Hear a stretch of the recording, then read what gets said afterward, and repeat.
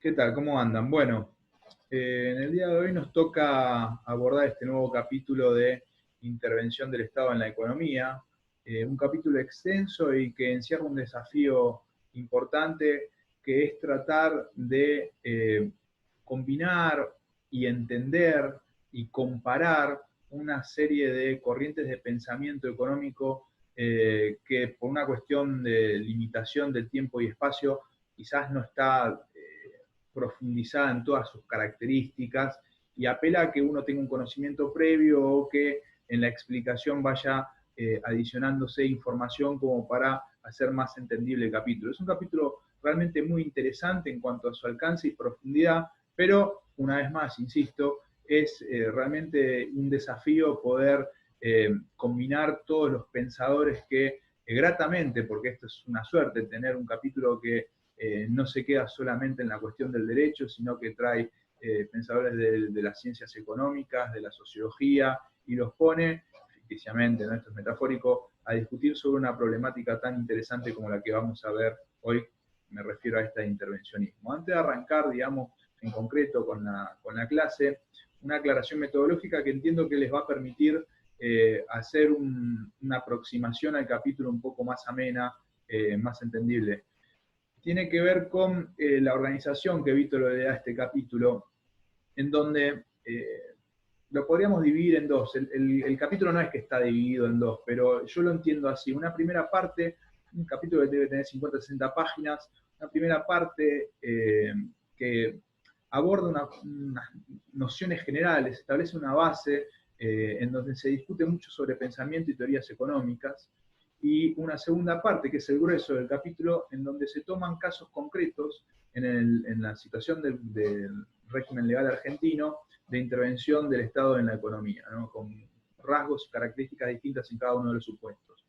Nosotros en la clase de hoy vamos a ver lo que refiere a las nociones generales y por lo menos los primeros dos capítulos de, espérenme un segundo, los primeros dos capítulos no, los primeros dos ejemplos de intervención por parte del Estado en la economía en el caso argentino, ¿no?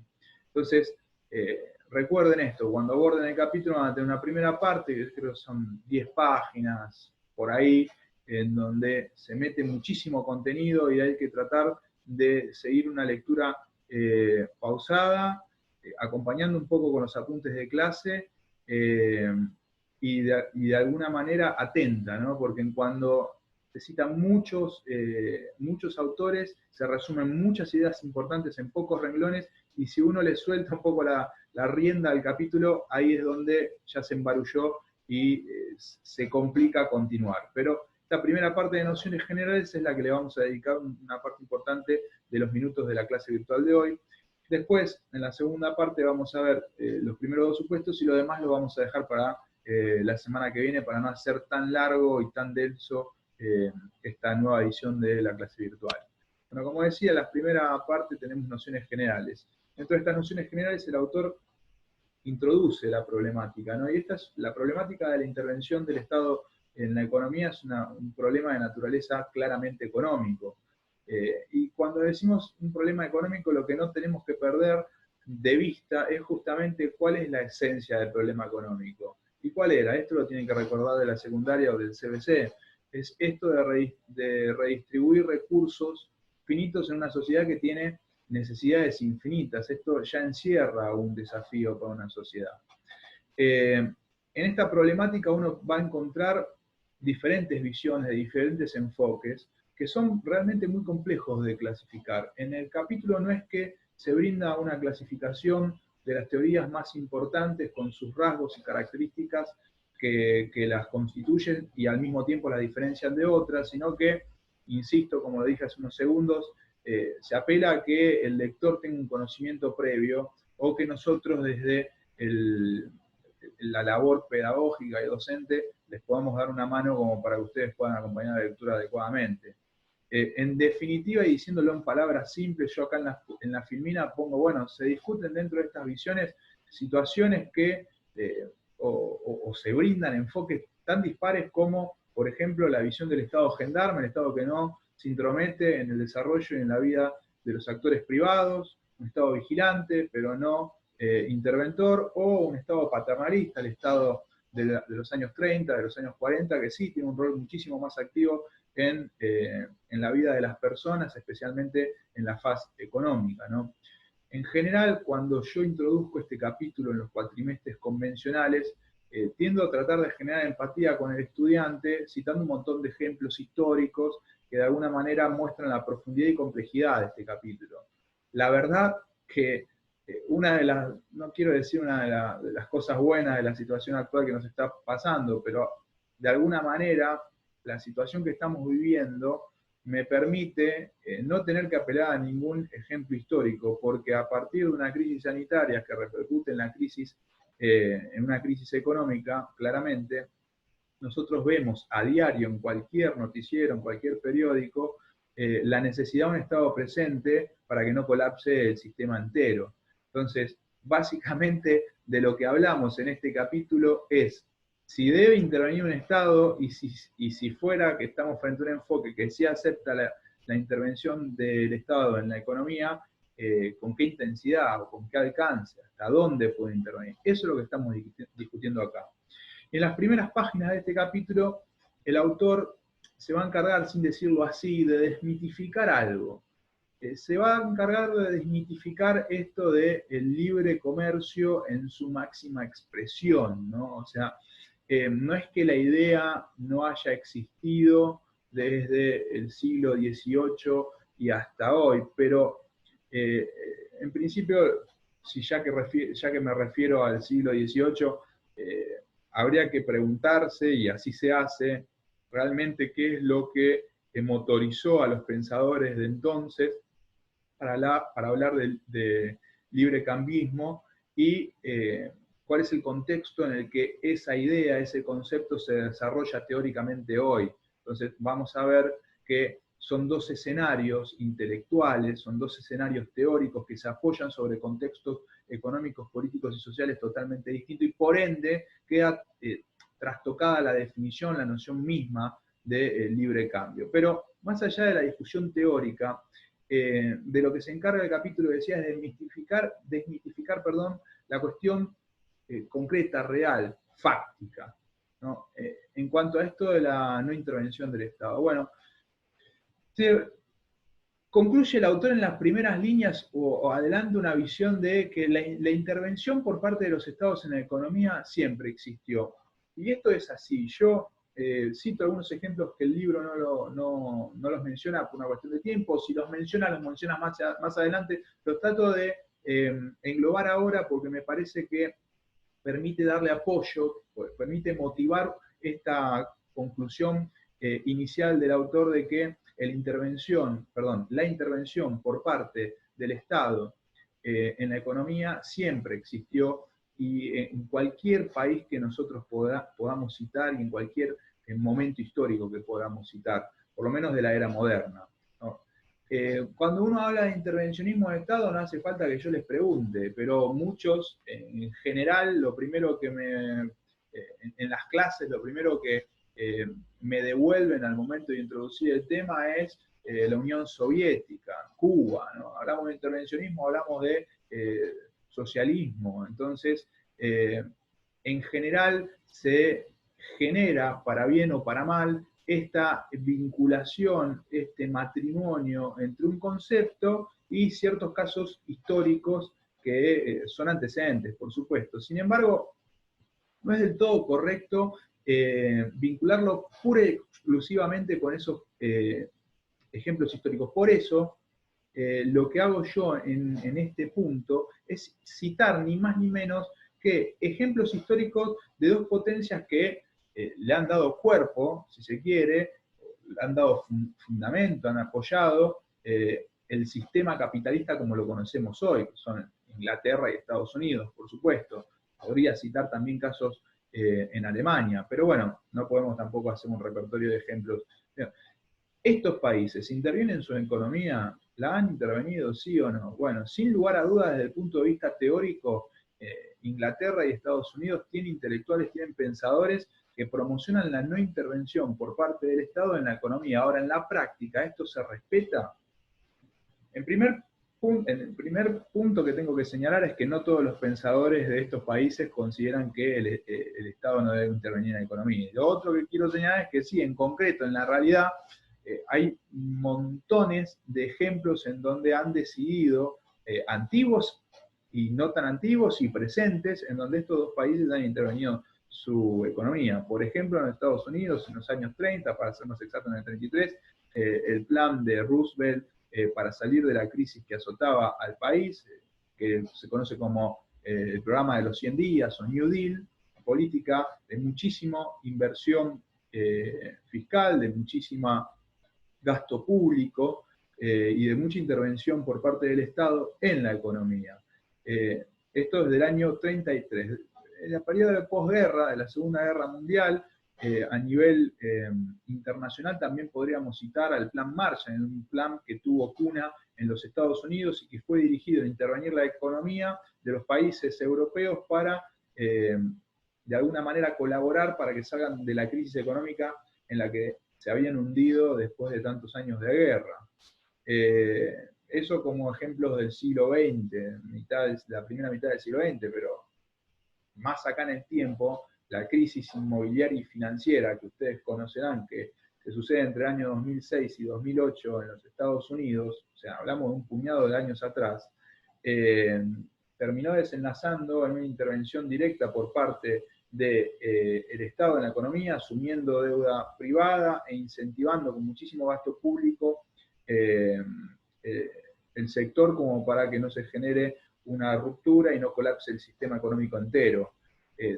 Si se quiere, ya que venimos citando así ejemplos de intervención por parte de estas potencias en sus economías, hace muy poco con la crisis de los limones, ¿se acuerdan que hablábamos de Trump en los periódicos y en los noticieros, en donde se disponía una medida proteccionista y que impedía que nosotros, la República Argentina, que éramos uno de los mayores exportadores de limones para Estados Unidos, bueno, y le vedaba, ese mercado a la Argentina porque protegía el comercio interno de limones? Bueno, fíjense cómo ahí hay una medida también de intervención de la economía, en este caso proteccionista, y podríamos estar horas citando supuestos. El caso de Inglaterra, siempre cito, ya lo van a escuchar de nuevo cuando veamos Sociedades Anónimas. Inglaterra, ¿no? La meca de, o una de las mecas del capitalismo. Prohibió durante casi un siglo, pero por monedas no fue un siglo, las sociedades anónimas, porque consideraron, después de una serie de crisis financieras generadas por eventos fraudulentos, no las podían regular, y decidieron ni más ni menos que intervenir la economía y uno de sus vehículos más importantes como la sociedad y prohibirla. Proteccionismo británico, en muchísimas ocasiones lo hemos podido vislumbrar desde la época en donde el capitalismo era incipiente hasta estos días. Entonces, la desmitificación de que el libre cambio no existe aún en esos países donde las teorías que promueven el librecambismo se han construido. O sea, la corriente neoliberal en su máxima expresión, en el único lugar en donde existe es en los libros. No hubo ningún país que haya podido sostener las premisas básicas de este tipo de corriente o pensamiento durante mucho tiempo, porque como vemos en estos ejemplos que van saltando de año a año, siempre hay una irrupción en donde las máximas de las corrientes neoliberales del librecambismo se rompen. Entonces, para cerrar esta primera parte introductoria, lo que señala el autor es que la intervención existió siempre y en todos los países, y eso no lo puede negar nadie. Es más, no lo niega nadie. En cuanto a los modos de intervención, van a variar según la intensidad que tengan. Y la intensidad que tienen van a estar dadas por supuesto por los casos prácticos, pero cada uno de los casos prácticos, cada uno de los casos reales, se pueden encuadrar en teorías, ¿no? En distintas teorías de pensamiento económico. A ver, las teorías de pensamiento económico, chicos, hay cursos, cuatrimestres y años que les podríamos dedicar existen.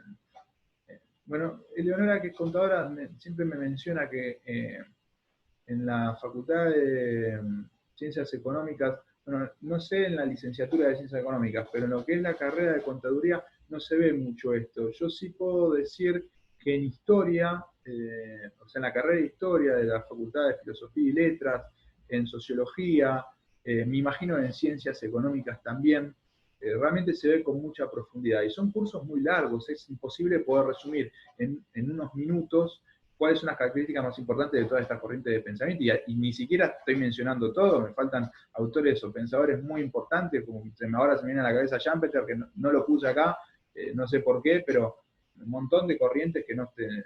Porque la idea no es que ustedes puedan describir o tener en claro cuáles son las similitudes y diferencias de estas corrientes de pensamiento, sino que a priori puedan visualizar que existen muchas corrientes, ¿no?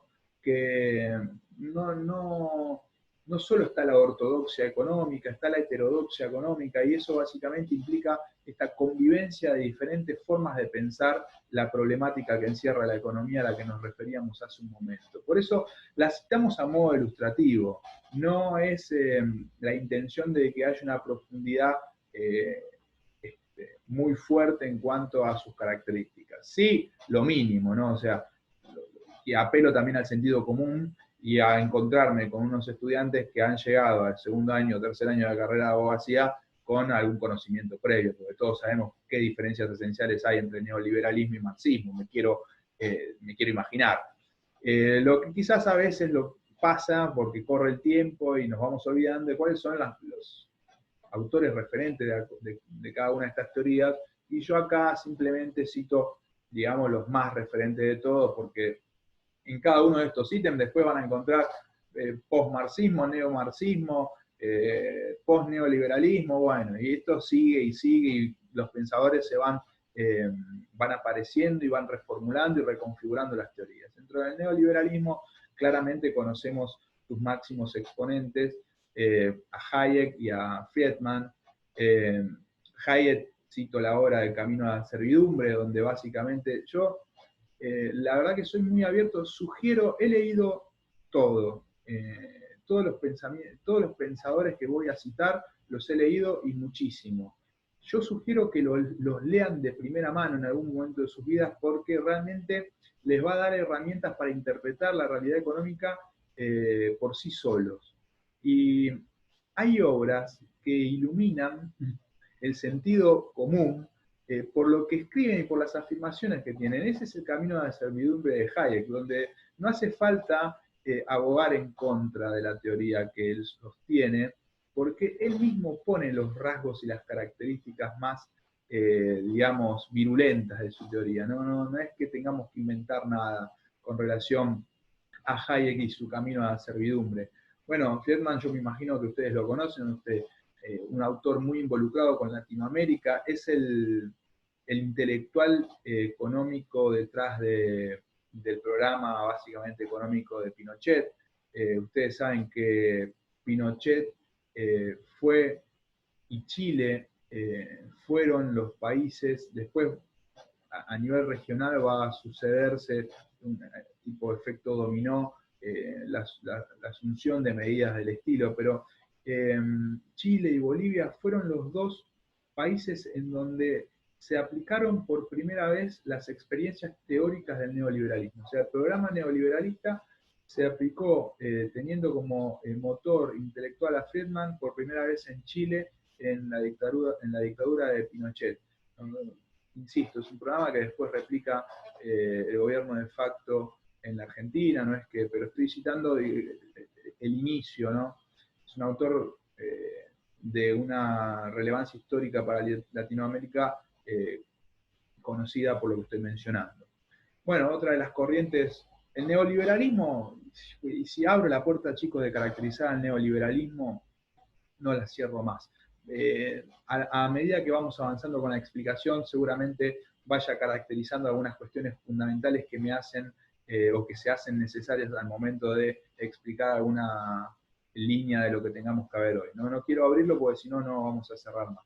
Bueno, el marxismo, socialismo de Estado, el pensador más importante es Marx, pero después lo sobrevienen un pelotón infinito de nuevos pensadores en todas las ciencias humanas que tienen como base el pensamiento del marxismo y que también van a variar las intensidades en cuanto a la intervención del Estado y las formas de la intervención del Estado en la economía, ¿no? O sea, realmente si uno también pasa revista de las internacionales del comunismo, del Partido Comunista, va a ver que en el seno mismo del Partido Comunista también van cambiando la estrategia, la metodología de implementación del socialismo en el mundo a partir del paso del tiempo. Entonces, y no va a ser lo mismo el socialismo que se da en la Unión Soviética, el socialismo que se da en Alemania Oriental, o el socialismo que se da en el Partido Laborista inglés, o el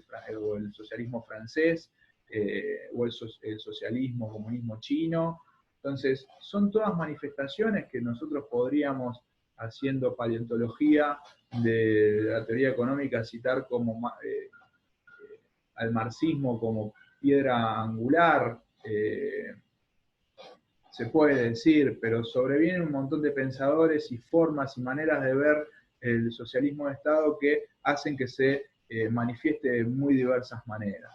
El keynesianismo, bueno, todos conocemos a Keynes, es el intelectual que está detrás del mencionado ejemplo que hace un rato señalábamos de Roosevelt, el programa económico de Roosevelt, el New Deal en la década del 30 en los Estados Unidos, el marginalismo, la escuela austríaca con Quesnay, Mencher y Walras, que se da en Europa. Es una corriente de pensamiento muy familiarizada con el neoliberalismo, pero con la introducción de algunos elementos que no eran considerados con la profundidad que sí lo va a hacer el marginalismo en las corrientes clásicas, como por ejemplo el interés por el consumidor, no en el sentido de derecho del consumidor, no tiene nada que ver, sino el comportamiento del consumidor. Y por supuesto en el margen, en la utilidad, en la ganancia adicional. Es complejo de estudiar el marginalismo o de entender en pocas líneas porque realmente ellos también se caracterizaron por traducir toda la realidad económica. Hasta no hace mucho tiempo, hasta hace 100 años, un poco menos, cuando nosotros hablábamos de economía, estaba claro que la economía era una ciencia social, muy emparentada con otro tipo de ciencias como por ejemplo la historia. Sin embargo, a partir de la irrupción en el escenario teórico del marginalismo, entró a considerar, a traerse mucho más las ciencias económicas, y esto es obra también por la influencia de la escuela austríaca de traducir toda la realidad económica de una sociedad en ecuaciones, en gráficos. O sea, esto es también un signo caracterizante del marginalismo. Bueno, y pensadores sumamente interesantes que si ustedes tienen tiempo de abordarlos, como Stiglitz, un pensador de centro, a veces en alguna parte de su obra parece ser de centro derecha, alguna otra parece ser de centro izquierda. Ahí es un equilibrista en cuanto a su pensamiento, pero realmente es interesante ver su crítica contra los pensamientos clásicos o contra el neoliberalismo en lo que refiere a nociones, digamos, centrales, troncales dentro de las teorías, sin renegar, o sea, sin tirar por la borda todo el sistema, como, o sin hacer un cambio paradigmático tan fuerte como la dicotomía entre el neoliberalismo y el marxismo, ¿no? Como aceptando reglas del juego del sistema capitalismo sin querer abolirlo y al mismo tiempo criticándolo fuertemente. Entonces es un autor mucho más moderno, un autor contemporáneo, reconocido y premiado en los últimos años, que sugiero su abordaje. Bien. Entonces, de la mano de todo este repertorio de pensadores intelectuales, lo que hace el autor Vítolo en este manual es preguntarse, para simplificar digamos, el debate, ¿es lo mismo liberalismo económico que liberalismo político? Bueno, ¿qué pasa? Cuando hablamos de identidad o no identidad, esto del liberalismo económico y político, lo primero que tendríamos que preguntarnos es de dónde vienen estos dos conceptos. Y para ello tenemos que remontarnos a las primeras escuelas o corrientes de pensamiento económico que nacen como crítica a los estados absolutistas de fines de la Edad Media, ¿no? Hablamos de los fisiócratas, hablamos de autores como Adam Smith, que acuñan conceptos como liberalismo económico.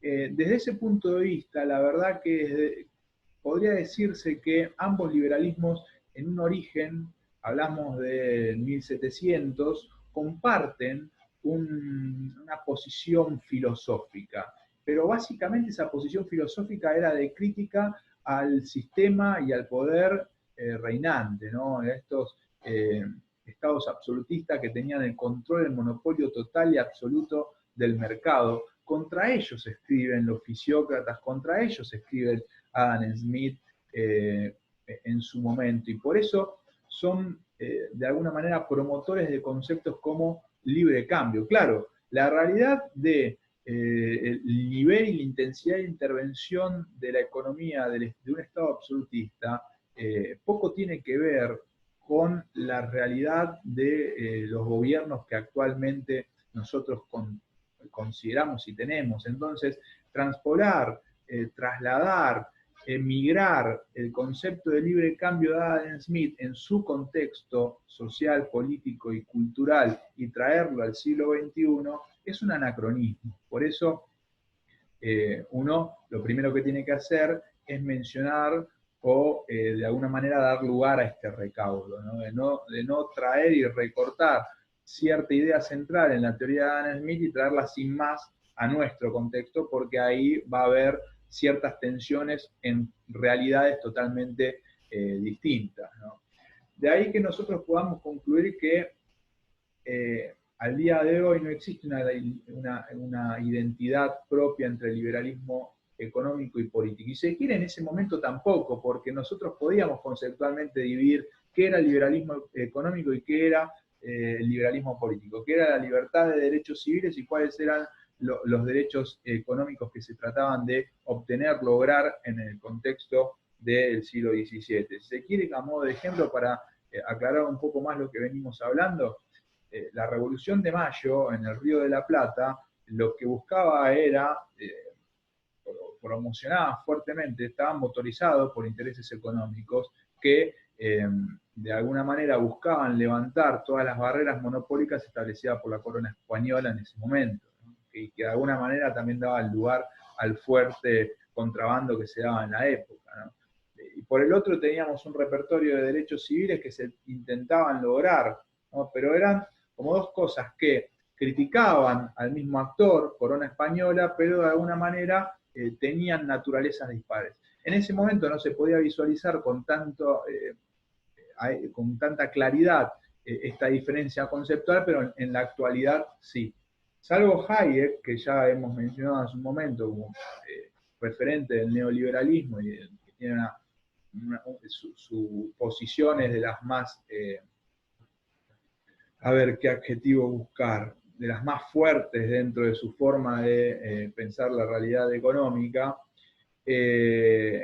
Los demás autores contemporáneos, bueno, no ven identidad entre liberalismo económico y liberalismo político. Al contrario, muchos de estos autores, ahora los voy a mencionar, señalan que un liberalismo económico in extremis, llevado a su máxima expresión, lejos de promocionar el liberalismo político, tiende a menoscabar los derechos e intereses de las personas, de los individuos, ¿no? Autores como Piketty, Balzac, el griego Varoufakis, que, bueno, hace muy poquito lo señalaron los mismos bonistas, acreedores, los mismos grupos de bonistas y acreedores que en su momento discutieron la deuda externa griega, tenían como interlocutor por parte del gobierno del mar Adriático a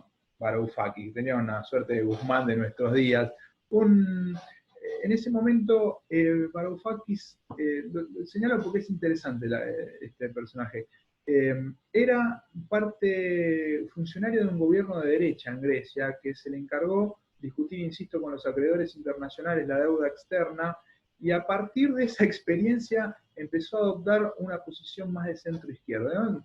Un autor que ha escrito muchísimo de forma crítica sobre la realidad actual de la economía del sistema capitalista, ¿no? Bueno, y ni hablar del premio Nobel Krugman, que es uno de los pensadores también, no estoy hablando de pensadores marxistas, diría que hasta Krugman es un pensador de derecha, lo que es muy crítico con las medidas que se deben adoptar dentro de un sistema capitalista hoy en día. Eh, los, los pensadores económicos de derecha hace tiempo, hace un puñado de años para acá, se han dado cuenta que el capitalismo por sí solo, desatendiendo la realidad social de los países, no puede funcionar, no genera las condiciones necesarias para poder prosperar. Entonces, promueven, no sé si altruistamente, no lo creo, pero promueven sí la adopción de medidas tendientes a garantizar cierta estabilidad social y por ende política en los diferentes países. Uno se sorprendería de escuchar opiniones dentro de las corrientes de pensamiento económico donde se considera el Fondo Monetario Internacional como una expresión de centroizquierda. Bueno, sí, los hay. La escuela austríaca es muy crítica con relación a las medidas que adopta el Fondo Monetario Internacional de lo que se consideraría como una ayuda económica a países del tercer mundo. Bueno, cuando uno empieza a nadar en todos estos pensadores, empieza a descubrir que las cosas, no todos los gatos son pardos, ¿no? De darse cuenta que uno considera el Fondo Monetario Internacional como la máxima expresión, insisto, internacional de derecha, y sin embargo hay todavía pensadores y corrientes y organismos que corren por derecha del Fondo Monetario Internacional. Bueno, en conclusión, en este párrafo también, lo que considera Vítolo es que liberalismo económico y liberalismo político, por lo dicho, no tienen identidad, no es lo mismo.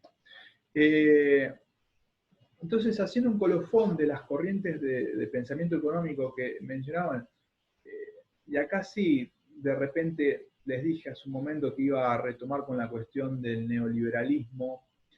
El neoliberalismo, Hayek mismo considera, ustedes saben que el neoliberalismo no discute, esto no es algo peyorativo, o sea, es traer su teoría tal cual es.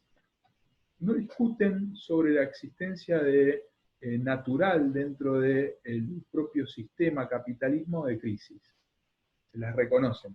Hay una discusión de crisis de ondas largas y crisis de ondas cortas, en donde la mayoría de los autores reconocen las crisis de ondas cortas y está discutido la cuestión de crisis de ondas largas. Lo que hablo de ondas es de periodo de tiempo, cada 20, 30 años o cada 60 años. Va a variar el rango de tiempo para considerarse de onda corta o de onda larga. Y esto realmente son investigaciones económicas históricas que están fundadas, realmente fundadas, que uno de los autores que yo no cité hace un momento, pero que es una investigación muy profunda sobre el tema de las crisis de ondas largas, es Schumpeter. Bueno, decía que no reniega de la existencia de crisis dentro de la naturaleza propia del sistema capitalista, pero lo que promueve el neoliberalismo es la autorregulación del sistema. Entonces, así como el sistema mismo genera sus crisis, tiene la capacidad de resolverlo. Claro, ¿a qué costo? ¿No? Eso es en lo que no se repara, o si se repara no interesa, pues, vamos a decirlo como realmente es. O sea, si hay una crisis económica en un país, bueno, el desempleo va a generar mayor disponibilidad de fondos por parte de las empresas que pueden sobrevivir, y una vez que esto se estabilice, poder reaccionar. el asunto es qué es en lo que no se repara. Entonces, en lo que no se repara es las empresas que no pueden hacer frente a esta crisis. ¿Qué pasa? Bueno, colapsan. Y del otro lado el impacto social. O sea, ese desempleo que es un fenómeno interno necesario, una manifestación de la crisis que al mismo tiempo supuestamente encerraría la base para poder reactivar la actividad económica, no se traduce en crisis social, ¿no? En lo que implica para las personas quedarse desempleados, en el hambre y en la cantidad infinita de personas que mueren en el desarrollo de estas crisis. Y esto es así, no es que estoy poniendo palabras o descripciones grandilocuentes, ¿no? Cuando hablamos de crisis en un sistema económico, hablamos del otro lado, en uno de los puntos más extremos de la sociedad, en esos espacios más marginados de todos, hablamos de hambre y hablamos de muerte. Pero a nivel teórico y económico, lo que considera el neoliberalismo es que la crisis generada por el propio sistema puede también ser subsanada por el mero desarrollo del mismo. Lo que pide, teórico, estoy simplificando y utilizando palabras muy llanas para que sea menos y comprensible, lo que exige esta corriente de pensamiento es que para que eso se pueda autorregular no haya ningún tipo de interferencia por parte del Estado para que se vuelva a compensar y se reactive la actividad, ¿no? Entonces, fíjense cómo yo titulo el ítem dentro de esta filmina como miseria de las corrientes que nosotros estamos hablando. Entonces, primero que es una teoría que nunca se ha podido, es como una tautología. Nosotros decimos, bueno, si sucede algo que nunca va a suceder, entonces vamos a lograr el resultado esperado. Y bueno, pero es imposible pretender que en las sociedades modernas un Estado no intervenga ante una crisis económica y social. Nunca vamos a encontrar un supuesto fáctico, un supuesto real en donde eso se pueda dar. Entonces nunca vamos a poder evaluar si la teoría que se construye de la mano del neoliberalismo es verdadera o falsa. Seguramente, bueno, no importa, pero esto nunca lo vamos a poder verificar. Por eso de ahí a que esto, la escuela de Manchester, el libre cambio de la noción de la escuela de Manchester, bien neoliberalista, solamente existe en los libros, ¿no? Y por el otro lado ya todos conocemos cuáles fueron los resultados de la experiencia socialista, por ejemplo, en la Unión Soviética, y todo lo que deparó con relación al cercenamiento de los derechos de las personas individuales. Entonces, ambas corrientes, digamos las más fuertes dentro de ambos grupos, han mostrado sus miserias. Y el autor acá asume una posición, ¿no? No es la posición, a ver, yo no quiero promover la posición del autor de Vítolo como la adecuada, insisto, es un tema de largo debate. Fíjense que hemos citado muy rápidamente un montón de teorías y de autores y el debate sigue abierto, pero lo cierto es que nuestro autor sí asume una posición en este capítulo. Y esa posición está construida sobre la base de una serie de puntos fundamentales. El primero es que el Estado no puede ser prescindente en materia económica. Esto de tener un Estado que no intervenga en libre cambio en su máxima expresión no corre para nuestro autor. Por otro lado, y matizando un poco esto de no poder tener un Estado prescindente en materia económica, la necesidad de un Estado esencial, protagonista, sí, pero subsidiario, ¿no? Y este es el tercer y último elemento fundamental dentro de su posición, que es el principio de subsidiariedad, que implica una participación del Estado en funciones indispensables con un ingreso oportuno y limitado en la actividad económica, ¿no? Y ahí va a estar el genio y la discusión, también el debate, ¿qué implica un ingreso oportuno y limitado en la actividad justamente en el mercado? Bueno, básicamente los criterios van a variar según el caso. En el libro se cita un autor que desarrolla esta problemática con una serie de criterios bastante metodológicos para poder resolver o por lo menos poner una teoría, en palabras, una teoría para resolver esta problemática que es Tobin. Pero bueno, a grandes rasgos podríamos señalar que la concepción de un ingreso oportuno y limitado va a depender del país y del momento. No es lo mismo un Estado, un país del tercer mundo que una gran potencia en un periodo de crisis o en un periodo de abundancia. Bueno, entonces ahí nosotros vamos a tener escenarios distintos y por ende reacciones diferentes a esta problemática. Ya saliendo, digamos, de lo que era la primera parte de nociones generales que les mencioné hace un momento, ¿qué pasa en el caso argentino? Bueno, hay dos formas de intervención,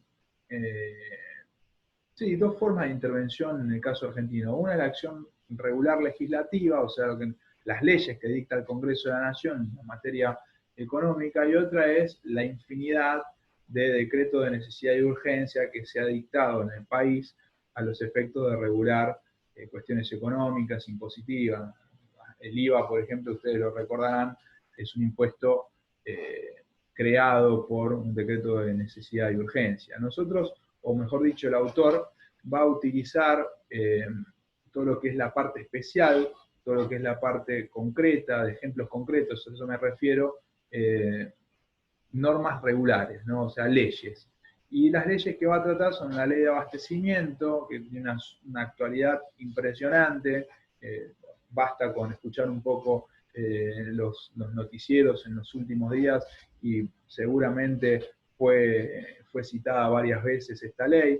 La de defensa de la competencia, inversiones extranjeras, promoción industrial, entidades financieras, ley del mercado de capitales y libertad comercial. Todas leyes que son distintas manifestaciones de intervención del Estado en el mercado, que tienen características y objetivos diferentes y que me parece que de alguna manera caracterizan bastante bien las distintas formas que tiene un Estado para poder intervenir la actividad económica en un país. Bien, siendo ya así, nosotros arrancamos con la ley de abastecimiento, uno de los dos supuestos que vamos a ver hoy. La ley de abastecimiento es una ley de julio del 74, es una ley que, de las últimas leyes que se promulga con Perón en vida, la ley 20680, que se llama Control de Producción, Distribución y Consumo, pero se la conoce como ley de abastecimiento. Si bien es del 74, es de un gobierno peronista, lo interesante es ver todos los gobiernos que sucedieron con distinta bandera política después del 74 y sin embargo jamás fue derogada. Es interesante analizar esta cuestión. Una ley que tiene herramientas muy fuertes en cuanto a la intervención de la economía por parte de un Estado y sin embargo siempre tuvo vigencia sin importar el color y la bandera política de la cual se trate. ¿Cuál es el objeto de regulación? Bueno, fíjense que antes dice todos los procesos económicos relativos a bienes, prestaciones o servicios de la sanidad, alimentación, vestimenta, higiene, vivienda, deporte, cultura, transporte, calefacción, refrigeración, esparcimiento o todo lo que tenga que ver con lo que acabamos de mencionar. O sea, de las necesidades más básicas de la sociedad, todo lo que tenga que ver con necesidades básicas de una sociedad está alcanzado por la ley de abastecimiento. La ley de abastecimiento, en realidad, si bien es del 74, nosotros podemos citar ejemplos de crisis de abastecimiento de la época de la colonia, pasando por crisis de abastecimiento en la época de la Revolución de Mayo, pasando por crisis. Rosas sufrió una crisis de abastecimiento que estaba atado un poco a los precios del cuero internacional y que fue gestionada por los empresarios de la época, o sea, fue adrede, una crisis de abastecimiento muy fuerte, Rosas también. Bueno, la época colonial, Revolución de Mayo, la época de Rosas, bueno, por supuesto, en el 74 por algo se dictó esta norma.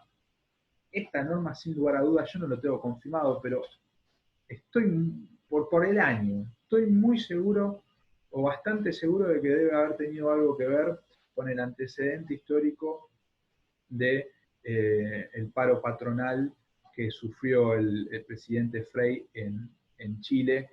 Creo que fue, no quiero mentir en el año, pero muy cerca del 74. O sea, eran momentos complejos y este tipo de herramientas en manos del Poder Ejecutivo realmente eran muy idóneas para poder controlar crisis que o estaban aconteciendo o iban a acontecer. Bueno, ¿qué facultades le da justamente al Poder Ejecutivo? Fíjense cómo esta ley, con lo que voy a decir ahora, sin embargo, no fue derogada por ningún gobierno que sucedió al peronismo del 74. Dice, establecer márgenes de utilidad, o sea, cuánto puede ganar, hasta cuánto puede ganar una empresa, y de precios, política de control de precios, dictar normas reglamentarias de comercialización, cómo debe comercializarse, disponer la continuidad de producción, comercialización, industrialización de determinados productos. Qué interesante, podríamos hablar de cada uno de estos renglones, dar ejemplos y ejemplos. Bueno, ¿qué pasa si dejo en el silo especulativamente las toneladas de grano y trigo en el marco de una crisis de precios y de alimentos en Argentina, ¿no? Fíjense la herramienta que le da al Estado esta ley, ¿no? Acordar subsidios, capacidad de control y de sanción a sí mismo de todo lo dicho, ¿no? Para que realmente sea eficiente la aplicación de esta ley. Bueno, políticas de control de precios, ¿no? Tan criticadas, cada vez que alguien asume una política de control de precios, ¡pum!, llueven, y sin embargo, los últimos 3 gobiernos utilizaron políticas de control de precios, y Alfonsín también, o sea, bueno, es un capítulo que desmitifica un montón de cosas, ¿no? Y son herramientas, la verdad que un martillo lo puede utilizar para clavar un clavo y hacer una casa, o también para romperle la cabeza a alguien. En definitiva, la herramienta no es mala por naturaleza propia, la herramienta es correcta o incorrecta conforme a cómo se utiliza y en qué momento y en qué contexto. Eso encierra un poco la problemática de las próximas filmes. Bueno, eso con relación a la ley de abastecimiento. En cuanto a la ley de defensa de la competencia, una vez más, el autor divide una primera parte, digamos, un grueso importante del capítulo esto, divide una parte de nociones generales y la parte ya que apunta al caso argentino. Con relación a la competencia es muy difícil. Los primeros párrafos de esta explicación los dedica a dejar en claro que es muy difícil conceptualizar comportamiento competidor, o sea, y no competidor, o sea, qué es ser leal en la competencia y qué no es ser leal en la competencia en el marco del desarrollo de un mercado. Entonces, esto va a variar según el país, según el pensador. Es realmente muy dificultoso encontrar definiciones universales que nos permitan a nosotros hablar de qué hablamos, a definir de qué hablamos cuando nos referimos a esto de comportamientos competidores y no competidores. Los propósitos de este tipo de leyes de defensa de la competencia pueden agruparse en 2 grandes grupos, o económicos, como por ejemplo una mejor eficiencia del sistema productivo, incentivación de la producción, investigación, distribución de la riqueza, etc., o no económicos, como por ejemplo de carácter político, como la descentralización del poder económico. Ustedes saben que uno de los pioneros en cuanto a regulación, fíjense cómo esto también aporta a la desmitificación, uno de los pioneros en relación a políticas de defensa de la competencia fue los Estados Unidos, con el Antitrust Act, o la conocida como ley Sherman. Sherman, si mal no recuerdo, un senador estadounidense, y el presidente, fines de 1890, presidente Harrison, una serie de medidas que se adoptan para evitar, fundamentalmente con intenciones no económicas, pero lo que se buscaba era evitar las concentraciones económicas que desestabilizaban y de alguna manera también impedían que los pequeños productores pudieran tener un espacio adecuado de desarrollo dentro del mercado, ¿no? Y ese es en el caso de los Estados Unidos. Sin embargo, si nos mudamos a otros casos, como en la región europea, vamos a ver que las medidas adoptadas en materia de defensa de la competencia van a perseguir fundamentalmente objetivos económicos. Bueno, de ahí a la problemática de poder armonizar una única teoría de el núcleo de lo que nosotros, de esto que refiere a la competencia y a la adecuada competencia.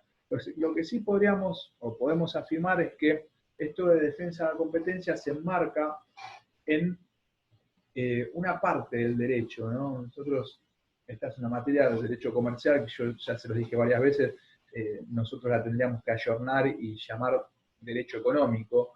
Y la ley de defensa de la competencia está enfrascada dentro de esa parte del derecho económico vinculado, como lo señalo en la filmina, al mercado como principio básico de ordenación de la economía nacional, ¿no? Y por ende emparentada con esta dificultad de repartir, distribuir bienes finitos ante una sociedad que tiene necesidades infinitas. Por eso, el derecho del mercado busca fundamentalmente garantizar el funcionamiento del mercado a través de una correcta configuración, delimitación y coordinación del mismo, que eso no se obtiene de otra manera, sino es con la implementación de un conjunto de leyes que busque ese equilibrio, ¿de acuerdo? Entonces, podríamos decir que leyes como la defensa de la competencia conforman o forman parte del derecho al mercado, que a su vez es una pata del derecho económico. ¿Qué pasa en el caso argentino? Bueno, hay una serie de antecedentes previo a la ley que está rigiendo actualmente y que de alguna manera se construyen sobre conceptos pilares de distintas. O sea, siempre se va a tratar de evitar los comportamientos no competitivos, ¿no? Pero de alguna manera se va a motorizar a partir, en estas leyes, a partir de conceptos diferentes que van reconfigurándose. La ley 11.210, una ley evidentemente antigua, básicamente restringía los monopolios, o sea, utilizaba el concepto de monopolios para vedar este tipo de conductas. Y bueno, de alguna manera la utilización de conceptos como monopolio dejaba fuera un montón de situaciones de hecho, un montón de casos fácticos que después van a tratar de ser entendidos por la ley 22.262, que brinda un nuevo enfoque, ¿no? En vez de hablar de monopolios, va a utilizar un concepto mucho más amplio, una forma de interpretar la realidad que permite ser más abarcativo, y habla básicamente en la limitación, o sea, va a perseguir, va a tratar esta ley de evitar la realización de conductas que tiendan a limitación, restricción o distorsión de la competencia, así como el abuso de una posición dominante dentro del mercado, ¿no? Ya acá no hablamos de un concepto tan estanco como monopolio, sino que es un concepto que tiene una mayor apertura. Al mismo tiempo, en esto de los antecedentes de la actual ley vigente, no podemos dejar de señalar la incorporación de estos derechos de cuarta generación en la reforma del 94 en la composición del nuevo artículo 42 de la Carta Magna, ¿no? Que consagra la defensa de la competencia. La ley que actualmente rige tiene vigencia desde el año 99, la 25.156, y a diferencia de lo que hacen las dos leyes anteriores, en vez de tirar, no es que así como se pasó de monopolio, se desechó y se utilizó un concepto mucho más amplio, no es que se descarta los conceptos de la ley anterior, sino que se la complementa. Una ley que continuó siendo modificada a lo largo de los últimos años. Creo que la última reforma importante fue en el 2018, fue en el 2018, o sea, se la va ayornando, reconfigurando, y podríamos decir que en estas últimas dos leyes no es que se cambia de paradigma, sino que se va brindándole, se le va imprimiendo una serie de nuevas herramientas como para que la ley sea cada vez más eficiente. En este sentido, esta ley del 99 incluye, además de los conceptos generales que tenía la que la antecedía, incluye una regulación conceptual detallada de lo que se considera como figuras distorsivas del régimen de competencia, ¿no? Como una tipificación de lo que se considera figuras o comportamientos no competitivos. Al mismo tiempo, la ley esta del 99 crea el Tribunal de Defensa de la Competencia, que no va a ser implementado sino hasta la última reforma del 2018. Mientras tanto, En el Ministerio de Economía, la Secretaría de Defensa de la Competencia operó durante todos esos años, casi 20 años. Pero bueno, ahora sí tenemos el Nobel Tribunal de Defensa de la Competencia constituido como órgano de aplicación en esta materia. También podríamos señalar, más allá de que se apoya sobre la ley anterior, dos nuevos aspectos. O mejor dicho, uno, porque el de la promoción ya se desarrollaba en la ley anterior, la promoción de políticas tendientes a evitar la competencia o la no competencia, pero también se incorpora una serie de medidas que tienden a la protección de los actores dentro del mercado, para que efectivamente no exista comportamientos no competitivos. La función principal de esta ley es un instrumento para la organización de una economía de forma más eficiente y dinámica. Claro, es un instrumento y como decíamos hace un momento, el problema no es del instrumento, sino de la forma en la que se utiliza. Por eso uno de los requisitos fundamentales de esta ley es que la transformación de una economía regulada en exceso a una economía de mercado se genere de la mano de un conjunto de reglas previsibles y un sistema regulatorio no distorsivo. Es decir, lo que se debe hacer con estas herramientas es encontrar un punto de equilibrio en donde no nos excedamos con el control y al mismo tiempo evitemos con políticas activas comportamientos no competitivos y protejamos a los actores económicos que se desempeñan en la arena, en el mercado, en la arena de la actividad económica de forma adecuada. Entonces es realmente muy complejo encontrar o establecer, está abierto a debate cuál es ese punto de equilibrio, ¿no? También la ley establece en cuanto a tipologías dos tipos de política de defensa. Uno contra los comportamientos restrictivos pura y exclusivamente. Bueno, si haces esto, entonces sos susceptible de que se te aplique una sanción. Y otras son las estructuras que permiten que se lleven adelante ese tipo de conductas, ¿no? Estas estructuras son elementos objetivos que sirven como canales, que sirven como base para que en definitiva los actores puedan llevar adelante ese tipo de comportamientos. Algunos de los elementos de la estructura de la ley, que son fundamentales para entender lo que venimos viendo, y que en definitiva lo que buscan es lograr ese equilibrio que venimos mencionando, son la tipificación de prácticas prohibidas. Por un lado, lo que hace la ley va a establecer una conducta genérica, que son los actos que limitan, restringen o distorsionan la competencia o implican un abuso de la posición dominante, y por el otro, están las conductas típicas. Las conductas típicas sería como una suerte de código penal, pero en cuanto a los comportamientos no competitivos, ¿no? Son muchos.